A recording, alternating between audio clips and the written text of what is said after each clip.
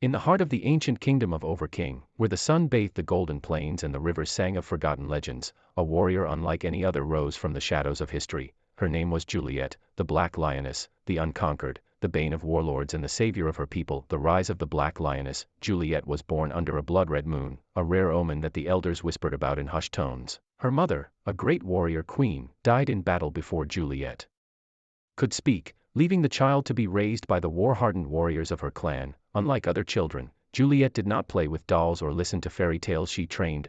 By the time she was 12, she could wield a spear as effortlessly as the greatest warriors of her tribe. By 15, she had bested the finest swordsmen in Overking. By 18, she led her first battle, where she single-handedly turned the tide of war against an invading warlord. The countless battles, for decades, Juliet fought against invaders, traitors, warlords, and even kings who sought to claim her homeland. The Battle of the Blood River. When the ruthless King Azegba sent an army 10 times the size of her forces, Juliet did not retreat. She used the river to her advantage, luring the enemy into a deadly trap where the waters ran red for days. The siege of Mbuluku. When the enemy surrounded the walled city of Mbuluku, Juliet led a daring nighttime assault, scaling the enemy's defenses and striking from within. By dawn, the city stood free once more. The Duel of Shadows. A great warrior from the north, a giant known as Ogun the Colossus, challenged her to single combat. He was feared across the lands, undefeated until Juliet danced around him like the wind and struck him down with a single, perfect blow to the heart. The legend grows.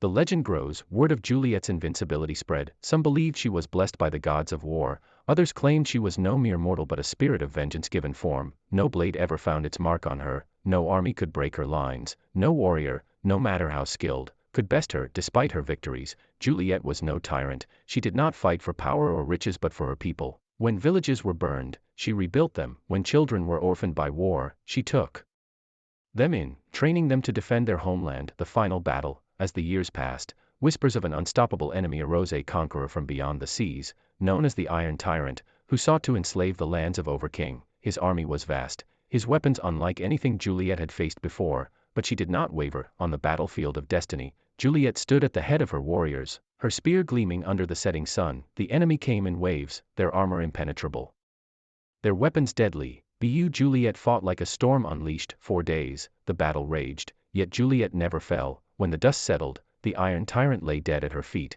his army shattered. Overking remained free, the immortal warrior. After that final battle, Juliet vanished. Some say she ascended to the heavens, called back by the gods of war. Others believe she still walks among the people, watching over her homeland in secret. One thing remains certain: Juliet was never defeated. Her legend lives on, whispered in campfires, sung in battle hymns, and etched into the very soul of Overking. She was not just a warrior, she was the unconquered.